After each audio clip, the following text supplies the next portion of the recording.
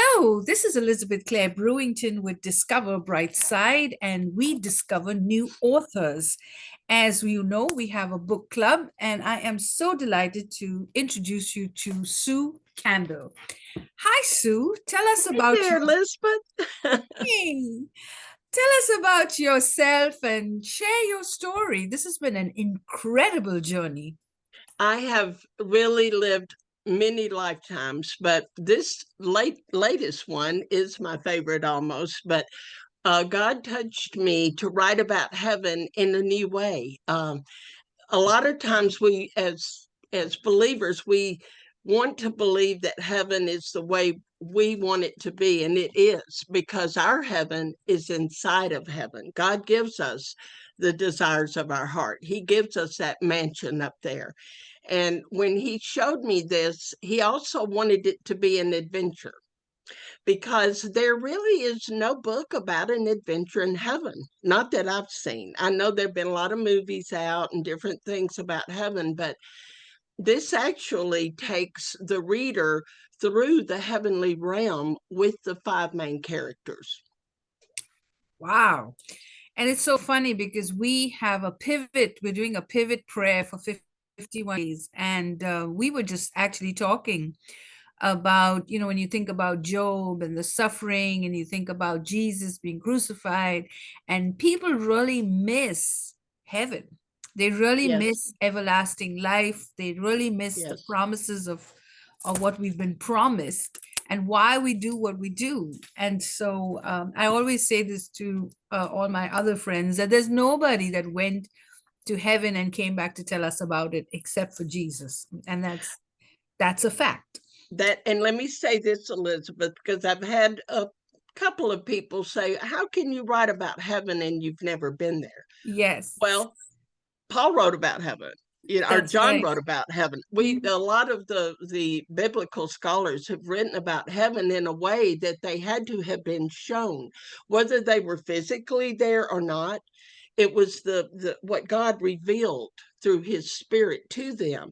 And that is a lot of this book is based on nothing but a movie that ran through my head, and I could see it, I could feel it. I felt the pain these people went through on earth as they tried to claw their way through life and get through some of the misery they've gone through. But they find Jesus, they find hope, and his hope is eternal through heaven, of course. That's right. So that's how it all came about. That's true. That's true. So very exciting. Tell us a little bit about your story, which I think, and then we'll get into the book in detail. But I think your story is absolutely fascinating. You're a Christian toy maker. Correct. I love dolls. I've had dolls my whole life. I just love Susie, the Muppet doll, and then Pat Boone wrote you a song. I mean, this is very exciting. And you also It appeared on ABC, NBC, Donahue, the 700 Club. You've had quite the life, lady. I was on a plane going somewhere for a few years, and the toys were a great inspiration, and they changed a lot of children's lives. And at different chapters of our lives, God wanted me to be a toy designer at one point, and at another point, He wanted me to write a book. The point is just to be malleable, to be available to whatever He puts in our spirit for us Yes. to do.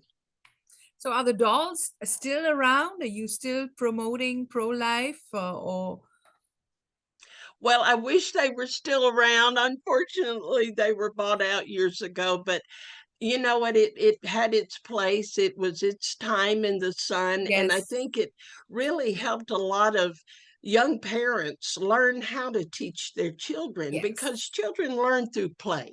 And when yes, you give them positive play items, then they're yes, going to develop into positive thinking humans. When you yes. write a book about heaven and how it's our promise, if we just follow his rules, that That's is our promise, is heaven. I know. I get so excited. I'm so sorry. All right, which goes to my next question. Let's dive a little bit into the book. I can't wait. The book is supposed to arrive soon, and I can't wait to read it and do a review. but Yes. just from listening to you and, just learning so much about the book. So the book, walk me through, for somebody who would be interested in a book like this, what can they expect from the book? And as the author of the book, what is it that you want to share with people about it? I know we touched upon it in the beginning, but what is it from your point of view? Why should people get this book? Well, as I mentioned earlier, we have preconceived ideas about heaven, but what God wanted to do was to show that, first of all, God said heaven is fun. We have a good time because we are worshiping Him nonstop, but we're also living our lives as good heavenly beings. And our job in heaven is to constantly pray for those who aren't yet there. That is our role, and to worship God, of course, and to uh, pray that others that we left behind will know how to convey God's love through what we've taught them. That is our job, to lead them and guide them so that when we are gone from this place, our family will continue what our journey began. They will continue that journey. So the book leads people through heaven. They get to see the warring angels. These are 12-foot tall angels, and there's different teams of warring angels. They're preparing for the Battle of Armageddon. So there's Warriors Field, there's the Serengeti Plain, there's the rainforest, the Colosseum. As they go through heaven, wisdom explains every concept of heaven to them. And that is why there has to be order in heaven. There has to be. I can't imagine a heaven without order, without God, the supreme leader, the supreme Yes. being, making sure all of the levels are taken care of, that He's got His warring angels, He's got His guardian angels. There are all the different what are those called? The serpentinians. Yes, the Yes, serpentines. yes, yes. Yes, there's a, All kinds of angels. But our angels are here with us on earth as well. I have a guardian angel and a warring angel. And Rane Shah is my guardian angel. Kime Nil is my warring angel. And you might ask yourself, well, how do you know that? Well, the thing is, I asked Him and He told me. So, yeah, He's just it's saying. really what you believe, isn't it? Yeah. Yes, yes. And I Yes. feel them. I feel their presence many times. I put them through the ringer a few times. In my life, yes, I did work with major ministries, with Richard Roberts Ministries, with PTL 700 Club. Uh, the Oral Roberts used to ride around Tulsa with my boy doll, Christian, who sang Onward Christian Soldiers. He had that little doll sitting next to him in his car. He loved Christian. And just the fact that children learned, through the fun of play, but it went into their spirits, and a lot of them even now, years later, say that those toys made a difference in their lives. So I Yeah. guess my point is, when God tells you to do something, you better do it, because He won't let you go till you do it. And especially with this era that we are living in, no generation has had gone through a pandemic, as well as so many wars happening all around us. And then there's also a surgeon of other religions that have gained prominence, because we've allowed it. We've Right, been tolerant to other religions, and as a result, our kids are learning about reincarnation, they're learning about other things. So we need to really talk about heaven, because that's what we believe in. And I think that a lot of people who are non-believers don't want to talk about heaven, because then they won't be included in heaven. That's what they no. think. Poor That's babies. what they think. Right, So that's why for so many years it's been shh, we can't talk about it, because it may offends other people.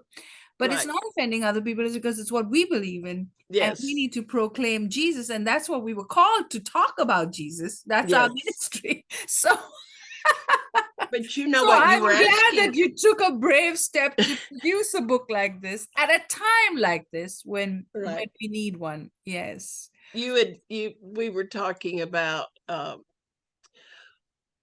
how people feel about heaven. My sister, when my niece got killed on a motorcycle accident about 5 years ago, Oh, it was unexpected. She was very young, and my sister went through, well, all of the stages of grief, and she got to a point where she said, how could God allow that to happen? And I said, well, there's a lot that we won't understand until we get to heaven. And I said, but the good news, Cindy, is she's in heaven right now going, come on, Mama, I'm waiting for you.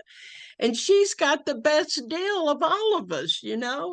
And so I believe that a lot of times, and she's better now with it. She said, I don't have the fear anymore that I'll never see her again. I really feel like the way you describe heaven, I know she's up there and she's got the coolest house and it's probably got a view. And yeah, because Lindsay was amazing, but to know that, to have that hope that you're going to see that person again and hug them and touch them and tell them how much you love them. And your pets, I yeah, believe we're going to have our pets in heaven. yeah. Why would God give them to us here if we won't have them there? That's true. That's true. That's true. Yeah, I mean, I know we're gonna have plants and flowers and everything that Yes. God created will be in. It'll be grander in heaven. So because And the he'll food. be, Oh, yeah. So it'll be so beautiful. I the love it. I love it. I love it. I love it. And I can't wait to see it. And I wanted to say a lot of I haven't read the book, but I am assuming that a lot of it is about faith, forgiveness, and redemption. Yes, absolutely. So All talk to five me, characters, yeah, about all five faith. characters have backstories, how they developed. The Jewish girl, Sophia, her parents were barely survivors of the Holocaust, but they were never well after that. They never were right again until they came to Christ. And then there's the Taliban soldier who didn't want to, he didn't want to kill people, and Yep, then he yep. comes to Christ while he's imprisoned by the U.S. Army in Kandahar. So every single one of my characters have such rich backstories. Shows how they developed their faith. So we are here on Discover Brightside, a video podcast. We're here with author Sue and toy maker Sue Campbell, and her book is available everywhere. The book is called Conversations in Heaven: A Journey into the Heavenly Realm. And I highly ask our book clubs to get this book, because I think it would make great discussions at your book club, and a lot of people are going to want to talk about this subject and get the book. And as we say, if you get it, snap a photo so we know you're listening, you're supporting this channel, so more authors are going to want to be on it. And wherever you are on Facebook or any part of the world, tell us where you're from. We'd love to hear from you. And with that, I would like to ask you if you could do a reading, or if you'd like to say something special. Well, I would love to just say that That's fine. from the beginning of the book to the very end of the book, it is full of God's promises for us. And it is fiction based on scripture. I tried not to go off on a tangent or anything. It really is inspired. It was inspired by God. And I pray that it inspires others, women or men who've never written. Write a book, get out there and do what God tells you to do. That's the joy we get serving Him. Yes, and this is really a very important book for such a time like ours, because Yes, ma'am. this is the time to have a book like this. And anyone who says that kids don't need to know about heaven, they're wrong, because the kids are going through so much in this generation, more than any other generations. 2-year-olds, 3-year-olds are having big life experiences. So people are going through hurricanes, people are going through Yes, fires, people are going through too much. storms. So they need heaven, and they need to learn about heaven and the Yes. promises of God and everlasting life. We Oh, one highly, other thing, real quick, Elizabeth. I have a book club special. If anyone wants to order a minimum 6 books through me, there's a big savings, and I provide a slideshow and questions for the group after they read certain chapters. There'll be questions for them to answer. So I love working with book clubs. They're the best, and yours Yes, they is. are. They are. So book clubs, she will actually be on your virtual Zoom, so she can do a slideshow, and all she's asking is a minimum of 6 books, which I don't think is a lot, considering some book clubs have 30, 40 members. So we encourage you to get the book. We encourage you to know about her, and we encourage you to get the book, discuss it. It's a great book for great conversations. You're watching Discover Brightside, and we know you guys are so smart. So subscribe to our channel, and we look forward to having you again. Thank you so much. Thank you, Elizabeth. You're the best. Thank you.